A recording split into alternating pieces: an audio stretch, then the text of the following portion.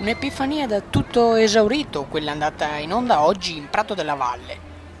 Artisti di strada, cantanti, ballerini ad animare la giornata e poi il culmine con il rogo de Aveccia, imbastito in questi giorni dai vigili del fuoco del comando provinciale di Padova. Molti i bambini poi che si sono presentati a ritirare la calza offerta da una nota ditta di supermercati.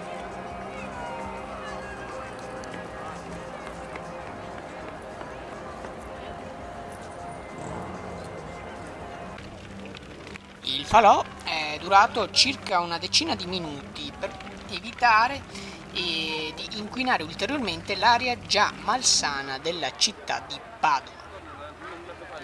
Affievoliti, seppur presenti, i controlli di polizia e a sorpresa niente blocchi di cemento inizialmente previsti.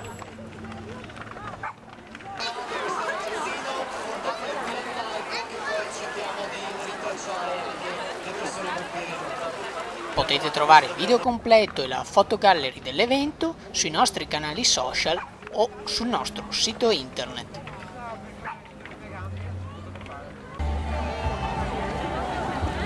Zwischenberg Channel, Padova.